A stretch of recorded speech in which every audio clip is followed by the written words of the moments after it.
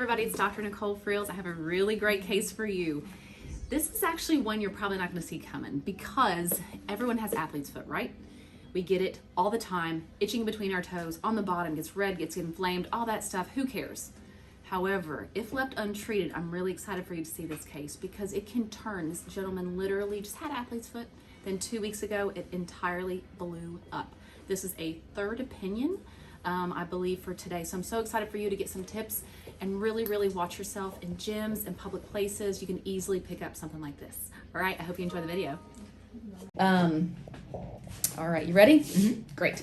So essentially what we were just talking about is how wet and macerated all of this is. How tender is this? It's a little tender. A little tender. Did the doctor give you any pain medication? No. So we can see, do you have anything on here? Like ointment? Yeah, I have the 2%, he gave me some ointment. I got some ointment, but yeah, I'm about out of that. Okay, I want you to stop using the ointment. And the reason is that ointment promotes moisture. Yes, absolutely. We don't want that. Yeah. It's the last thing we want. So what we were just discussing, and you can look over here as well, and this is probably where it started, just athlete's foot, and then it gets macerated, meaning the tissue gets really white and wet. And when that happens, it cracks. We can see here it's cracking, and we can also see over here.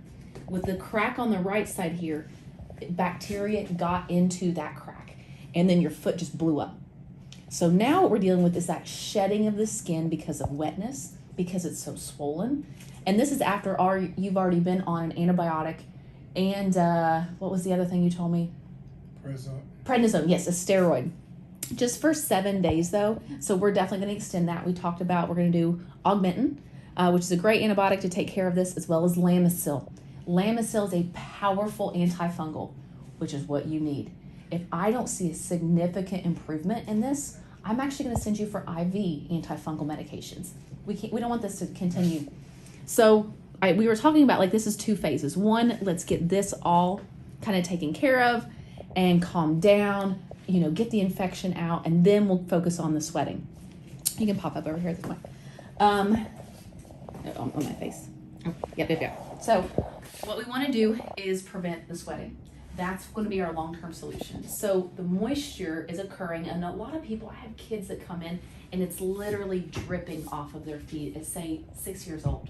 So that's not uncommon, but the problem is all of that moisture allowed fungus to breed in your shoes, and you're going to the gym, it's there too. And be real careful, make sure you personally do not put your feet on the floor because you could be introduced to a new bacteria, or you can leave it and then someone else steps on it and you're putting bacteria and fungus that you have and giving it to someone else. So I always recommend shower shoes no matter what at the gym. Do not take them off.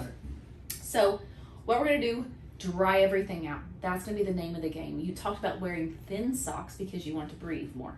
In fact, you want to wear something like bamboo or wool. Pull the moisture off, because that thin sock, and a lot of times we see that with nylon, is causing it to, I think, sweat a little more. So let's get everything calmed down.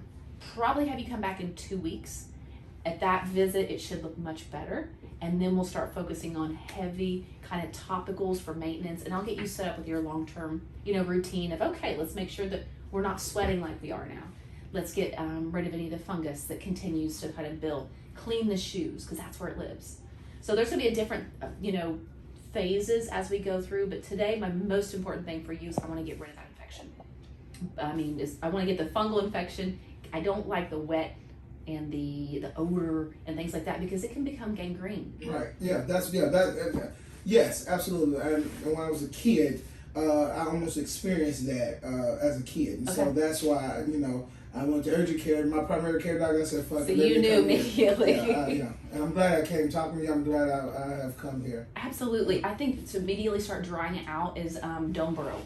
It's been around for, since my grandpa was a podiatrist, but the stuff dries it out. It's great for infections. So after you soak it, and that will be at the pharmacy.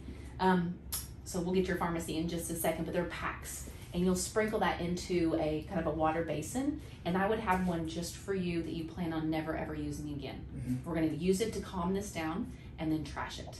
Okay, just a cheap Tupperware. I don't care, as long as you can fit your feet in there, so we can start drying this out. The Doneboro is wonderful.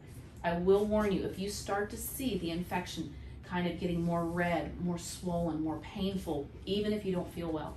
Nausea, vomiting, fever, chills, diarrhea. You have openings in what's called fissures in between these toes, and that's where the bacterial infection has gotten in. Mm-hmm. You don't need IV antibiotics at this point. I think if we just put you on a different antibiotic and put you on for a little longer. What you had before was just a little, it was too short of a time. So lots to plan here. So I'm super excited. We will definitely be doing follow-up videos to watch the transformation of this gentleman's feet. All right, guys, don't forget, subscribe to the channel, comment below. I'll see you next time.